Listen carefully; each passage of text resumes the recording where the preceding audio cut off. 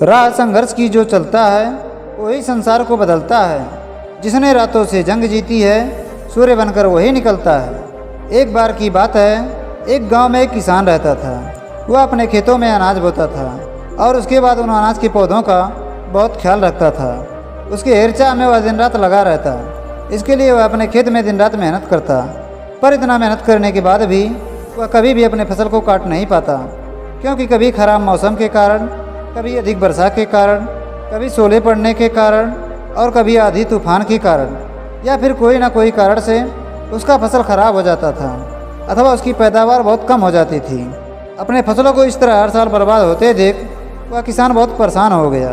अब वह बहुत दुखी रहने लगा।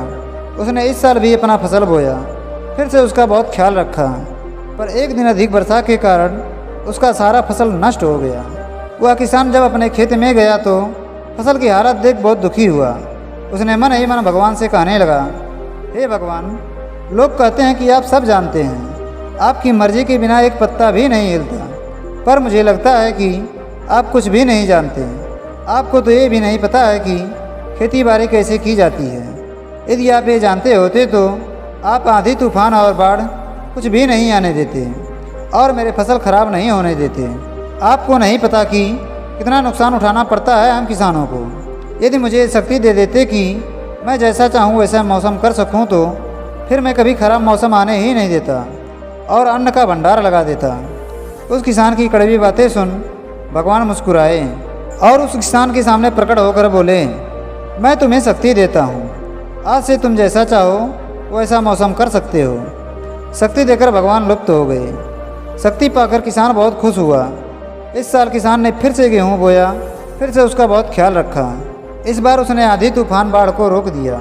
जब उसे आवश्यक लगा तब वर्षा करवाया, धूप लगवाया और फसलों को थोड़ा भी दुख नहीं होने दिया। इस साल किसान के फसल बहुत अच्छे थे। हरी भरी और लहलहाते खेतों को देख किसान बहुत खुश हुआ। इस साल की फसल की तरह किसी भी साल उसका फसल नहीं था। उसने मन ही मन सोचा, इस साल मैं भगवान को दिखा दूंगा कि शक्ति का प्रयोग कैसे करते हैं। कुछ दिन बाद फसल तैयार हो गया। किसान बहुत खुश था। खुशी खुशी वह फसल काटने लगा, पर थोड़ी ही देर में उसकी नज़र गेहूं की बालियों पर पड़ी। वह फूट फूट कर रोने लगा, क्योंकि गेहूं के बाली तो थे पर उसमें एक भी दाना नहीं था। बालियां अंदर से पूरी खाली थी। किसान दुखी मन से भगवान से कहने लगा, हे ईश्वर, ये तुमने मेरे साथ क्या किया, मुझे कैसा सजा दिया है। भगवान बोले, हे वत्स, ये तो होना ही था, क्योंकि तुमने पौधों को संघर्ष करने का मौका ही नहीं दिया। तुमने ना इन्हें आंधी तूफान और बाढ़ आदि से लड़ने का मौका ही नहीं दिया, एक भी चुनौतियों का सामना ही नहीं करने दिया। इसलिए सारे पौधे अंदर से खोखले रह गए। जब इन पौधों पर आंधी तूफान धूप पड़ती है तब ये अपने अस्तित्व को बचाने के लिए संघर्ष करते हैं, जिसमें एक शक्ति होती है, एक बल पैदा होता है जो इन पौधों की बालियों में गेहूँ के दाने लाते हैं। परंतु तुमने इन पौधों को कठिन परिस्थितियों से लड़ने ही नहीं दिया, इसलिए सारी बालियां खाली हैं। दोस्तों, आप ये हमेशा याद रखना, सोना तभी सोना बनता है जब वह आग में जलने, तपने और पिटने जैसे संघर्षों से गुजरता है।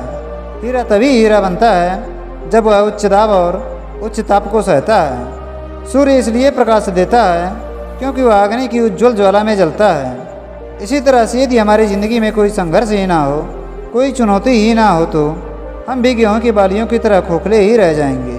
विपरीत परिस्थितियां, चुनौतियां और हमें निखारती हैं। यदि जीवन में समस्या आए, कठिनाइयां आए तो घबराना मत, इनका सामना करना और मन में दृढ़ विश्वास रखना कि ये समस्याएं आपको और निखारेंगी। किसी ने क्या खूब कहा है, जिंदगी जीना इतना आसान नहीं होता, बिना संघर्ष के कोई महान नहीं होता। जब तक ना पड़े पत्थर पर हथौड़ों की चोट, तब तक पत्थर भी भगवान नहीं होता।